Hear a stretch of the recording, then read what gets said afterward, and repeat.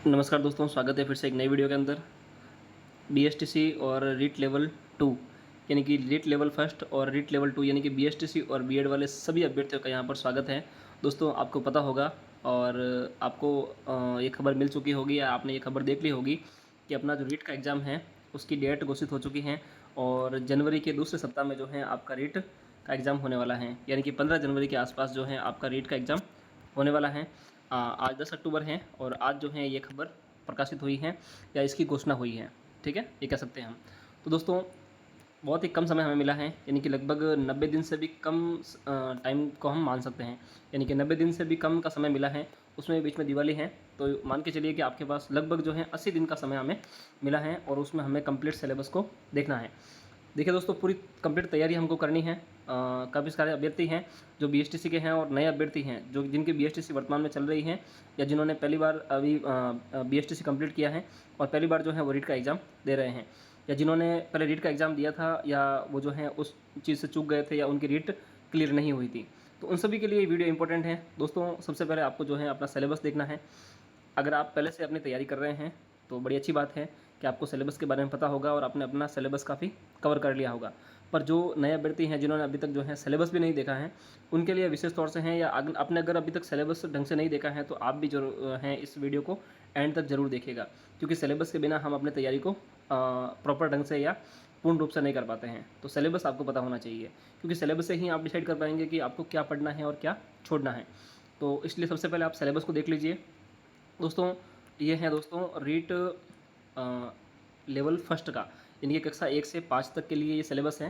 कक्षा 6 से 8 का भी वीडियो बना रखा है मैंने, वो भी जाकर आप चैनल पर देख सकते हैं। ठीक है दोस्तों, तो सबसे पहले हम बात कर लेते हैं कक्षा 1 से 5 तक के लिए।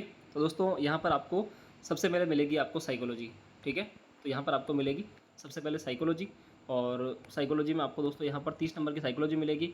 फिर आपको दोस्तों यहाँ पर लैंग्वेज मिलेगी, फर्स्ट लैंग्वेज और 30 नंबर की, और यहाँ पर आपको सेकंड लैंग्वेज मिलेगी 30 नंबर की, और आपको आपका सब्जेक्ट मिलेगा जिसमें आपको अलग अलग साइंस मैथ वगैरह मिलेंगे, वो आपको 60 नंबर के मिलेंगे। ठीक है, तो इस प्रकार से आपका सिलेबस रहेगा। यहाँ पर आपको 150 प्रश्न मिलेंगे जो कि 150 अंकों के होंगे, और यहाँ पर माइनस मार्किंग नहीं है, यानी कि आपको सभी के सभी प्रश्न अटेंड करने पड़ेंगे।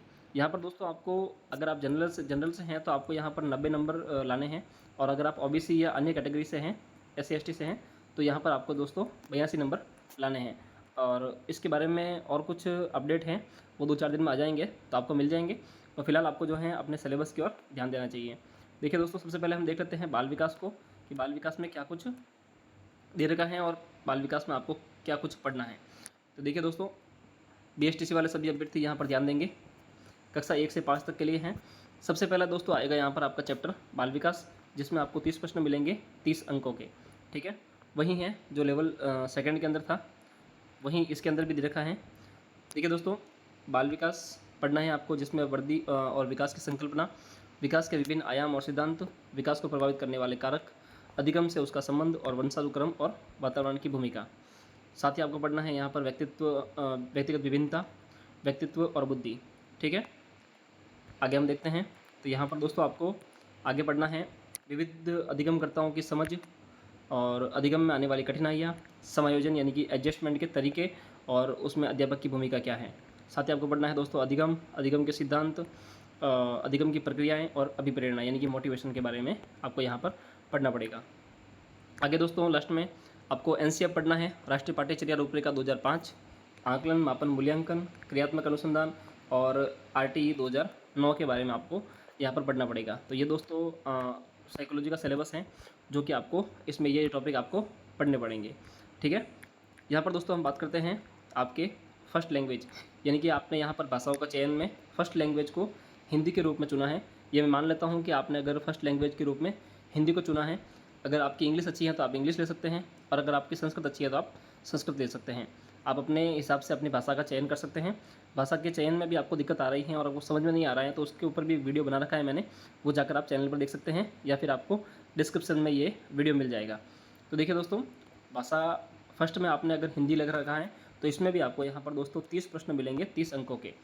टॉपिक इसमें दोस्तों कौन कौन से दे रखे हैं, तो देखिए आप, इसमें आपको दोस्तों एक गद्यांश मिलेगा, जिसमें आपको पर्यायवाची विलोम शब्द, वाक्यांश के लिए शब्द, शब्दार्थ और शब्द शुद्धि आपको पढ़ने हैं, और साथ ही उपसर्ग, प्रत्यय, संधि, समास, संज्ञा, सर्वनाम, विशेषण और अवयव आपको यहाँ पर पढ़ने हैं। साथ ही दोस्तों यहाँ पर आपको पढ़ने पड़ेंगे एक अपठित गद्यांश आपको दोस्तों यहाँ पर देखने को मिलेगा, जिसमें आपको वचन, लिंग, काल ज्ञात करना है। साथ ही यहाँ पर वचन, काल और लिंग में बदलने के सवाल मिलेंगे। साथ ही दोस्तों यहाँ पर वाक्य रचना, वाक्य के अंग, वाक्य के प्रकार और पदबंध, साथ ही मुहावरे और लोकोक्तियाँ, विराम चिन्ह, ये सभी आपको दोस्तों ग्रामर के टॉपिक मिलेंगे। यहाँ पर आपको दोस्तों 15 नंबर की ग्रामर मिलेगी और साथ ही आपको 15 नंबर की शिक्षण विद्या देखने को मिलेगी। देखिए दोस्तों, शिक्षण विद्या जो टॉपिक है बड़ा ही डिफ़िकल्ट टॉपिक है और इसको आपको तैयार करने में काफ़ी समय लग जाएगा, तो इसको भी आपको बहुत ही अच्छे से तैयार करने हैं। ठीक है, तो यहाँ पर देखिए आप भाषा शिक्षण की विधियाँ आपको यहाँ पर पढ़नी है, भाषा शिक्षण के उपागम देखने हैं और भाषा दक्षता का विकास आपको यहाँ पर पढ़ना है। यहाँ पर आपको चारों कौशल पढ़ने पड़ेंगे, सुनना, बोलना, पढ़ना और लिखना। साथ ही यहाँ पर हिंदी भाषा में शिक्षण में चुनौतियाँ, अधिगम की सामग्री, पाठ्यपुस्तक और बहुमाध्यम शिक्षण के अन्य संसाधन आपको यहाँ पर पढ़ने हैं। भाषा शिक्षण में यहाँ पर मूल्यांकन, उपलब्धि परीक्षण, सतत मूल्यांकन और उपचारात्मक परीक्षण आपको यहाँ पर पढ़ना पड़ेगा। दोस्तों यहाँ पर 15 नंबर की आपको ग्रामर मिलेगी सब्जेक्ट की और 15 नंबर की दोस्तों आपको यहाँ पर मिलेगी टीचिंग मेथड। ठीक है, यानी कि शिक्षण विद्या आपको यहाँ पर पढ़नी पड़ेगी। अब सेकंड लैंग्वेज के रूप में हम जो हैं यहाँ पर संस्कृत को देख लेते हैं, क्योंकि आपने फर्स्ट लैंग्वेज के तौर पर यहाँ पर हिंदी को देखा है, तो हम यहाँ पर सेकंड लैंग्वेज के तौर पर संस्कृत को देख लेते हैं। ठीक है, अगर आपकी इंग्लिश अच्छी है तो आप इंग्लिश को भी सेकंड लैंग्वेज या फर्स्ट लैंग्वेज के तौर पर ले सकते हैं। यहाँ पर हम समझ लेते हैं कि आपने सेकंड लैंग्वेज के तौर पर जो है संस्कृत को लिया है। इसमें भी आपको यहाँ पर 30 नंबर के जो हैं 30 प्रश्न मिलेंगे, 30 नंबर के। ठीक है, तो यहाँ पर सारे प्रश्न आपको अटेंड करने हैं। टॉपिक कौन कौन से हैं वो देख लेते हैं। देखिए दोस्तों, यहाँ पर आपको शब्दरूप, धातुरूप, कारक, विभक्ति, उपसर्ग, प्रत्यय, संधि, समास, लकार, सर्वनाम, विशेषण, विशेष्य, लिंग और अवयव संबंधी प्रश्न देखने को मिलेंगे। साथ ही यहाँ पर आपको एक पद्यांश मिलेगा जिसमें राजस्थान इतिहास, कला, संस्कृति से संबंधित प्रश्न पूछे जाएंगे, जिसमें संधि, समास, कारक, प्रत्यय, छंद, अलंकार, विशेषण, विशेष्य और लिंग संबंधी प्रश्न देखने को मिलेगा। साथ ही आपको समय ज्ञान, संख्या ज्ञान और महेश्वर सूत्र से संबंधित प्रश्न देखने को मिलेंगे। साथ ही दोस्तों आपको यहाँ पढ़ना पड़ेगा संस्कृत अनुवाद, स्वर, व्यंजन, उच्चारण स्थान, वाच्य परिवर्तन जो कि लट लकार में, और अशुद्धि संशोधन और संस्कृत सूक्तियाँ। ये सारी चीज़ें आपको यहाँ पर पढ़ने हैं दोस्तों। ठीक है, तो ये हो गया दोस्तों 15 नंबर की आपकी ग्रामर। और साथ ही आपको शिक्षण विधियों में जो कि 15 नंबर की रहेगी, तो यहाँ पर आपको संस्कृत भाषा शिक्षण की विधियाँ, संस्कृत भाषा शिक्षण के सिद्धांत और संस्कृत के अभिरुचि प्रश्न, चारों कौशल आपको पढ़ने हैं। यहाँ पर श्रवण, भाषण, पठन और लेखन, अधिगम सामग्री, संस्कृत के संप्रेषण साधन और पाठ्यपुस्तक। संस्कृत भाषा शिक्षण में मूल्यांकन संबंधी प्रश्न आपको यहाँ पर देखने को मिलेंगे, जिसमें मौखिक और लिखित प्रकार के प्रश्न, सतत मूल्यांकन और उपचारात्मक शिक्षण। ये सारी सामग्री, ये सारी चीज़ें आपको यहाँ पर दोस्तों पढ़नी है। हिंदी, संस्कृत और साइकोलॉजी में कंप्लीट आपको यहाँ पर करवा दूंगा। ठीक है ना, और आपका सब्जेक्ट भी यहाँ पर इस वीडियो पर आपको कंप्लीट करवा दिया जाएगा, इस चैनल पर आपको कंप्लीट करवा दिया जाएगा। तो चैनल पर आप नए हैं तो चैनल को सब्सक्राइब जरूर कर दीजिएगा और पास ही बेल का आइकन है उसको भी दबा दें। ठीक है, आगे देखते हैं हम दोस्तों। 30 नंबर के आपके हो गए, 30 नंबर के आपके साइकोलॉजी हो गई दोस्तों, 30 नंबर के आपके जो हैं सेकेंड लैंग्वेज हो गई और 30 नंबर के आपके फर्स्ट लैंग्वेज हो गई। ठीक है, अब आगे देखते हैं हम। तो साथी दोस्तों आपको यहाँ पर 30 नंबर की मैथ देखने को मिलेगी। ठीक है, तो यहाँ पर आपको मैथ के 30 प्रश्न मिलेंगे जो कि 30 नंबर के होंगे। ठीक है, ये किस प्रकार से हैं ये भी आप देख लीजिए, इसके अंदर कौन कौन से टॉपिक आपको दे रखे हैं। तो देखिए दोस्तों, यहाँ पर आपको जो है मैथ के अंदर 1 करोड़ तक की पूर्ण संख्याएँ, 1 करोड़ तक की पूर्ण संख्याएँ, स्थानीय मान, तुलना, गणितीय मूल संक्रियाएँ जिसमें जोड़, बाकी, गुणा, भाग और भारतीय मुद्रा, भिन्न की अवधारणाएँ, उचित भिन्न, समान हर वाली उचित भिन्नों की तुलना, मिश्र भिन्न, असमान हर वाली उचित भिन्नों की तुलना और भिन्नों की जोड़, बाकी, अभाज्य व संयुक्त संख्याएँ, अभाज्य गुणनखंड, लघुत्तम समापवर्तीय और महत्तम समापवर्तीय। साथ ही दोस्तों आपको यहाँ पर एक नियम, औसत, लाभ, हानि और सरल ब्याज, ये सभी चीज़ें आपको मैथ में पढ़नी हैं। साथ ही दोस्तों और अन्य टॉपिक के बारे में बात करें तो यहाँ पर दोस्तों आपको समतल वक्रतल और समतल ठोस ज्यामितीय आकृतियाँ। ठीक है, साथ ही आपको बिंदु रेखा, किरण, रेखाखंड, कोण और उनके प्रकार, लंबाई, भार, धारियाँ, समय, क्षेत्रमापन और उनकी इकाइयाँ, मानक इकाइयाँ, उनसे संबंधित वर्गाकार और आयताकार वस्तुओं के पृष्ठतल का क्षेत्रफल और परिमाप। ठीक है, गणित की प्रकृति और तर्कशक्ति, पाठ्यक्रम में गणित की महत्ता, गणित की भाषा और सामुदायिक गणित और आंकड़ों का प्रबंधन। ठीक है, साथ ही आपको औपचारिक और अनौपचारिक विधियों द्वारा मूल्यांकन, शिक्षण की समस्याएं, त्रुटि विश्लेषण, शिक्षण से अधिगम संबंधित शिक्षण व अधिगम से संबंधित निदानात्मक और औपचारात्मक शिक्षण आपको यहाँ पर पढ़ना है दोस्तों। ठीक है, साथ ही बात करें दोस्तों हम पर्यावरण अध्ययन के बारे में, यानी कि 30 नंबर के आपके साइकोलॉजी हो गई, 30 नंबर के आपके दोस्तों हो गई साइकोलॉजी, 30 नंबर के हो गई दोस्तों आपके फर्स्ट लैंग्वेज, और 30 नंबर की आपके हो गई दोस्तों सेकंड लैंग्वेज, और साथ ही 30 नंबर की हो गई दोस्तों आपके मैथ, और 30 नंबर की हो जाएगी आपके दोस्तों पर्यावरण अध्ययन। ठीक है ना, यानी कि सोशल साइंस, ये आपके जो हैं इनरोलमेंट, यानी कि इसको इनरोलमेंट बोलते हैं, तो ये आपके दोस्तों हो जाएगी 30 नंबर की। इस प्रकार से आपके ये 150 प्रश्न हो जाएंगे। ठीक है, तो यहाँ पर 30 नंबर की आपके पर्यावरण अध्ययन रहेगी। कुल 30 प्रश्न आपको यहाँ पर देखने को मिलेंगे। टॉपिक की बात करें दोस्तों, कौन कौन से टॉपिक आपको यहाँ पर पढ़ने हैं, तो परिवार के बारे में पढ़ना है, आपसी संबंध, एकल और संयुक्त परिवार, सामाजिक बुराइयाँ जिसमें बाल विवाह, दहेज प्रथा, बाल आश्रम और चोरी। ठीक है, दुर्व्यसन यानी कि नशाखोरी और धूम्रपान, इसके व्यक्तिगत और सामाजिक आर्थिक दुष्परिणाम आपको यहाँ पर पढ़ने हैं।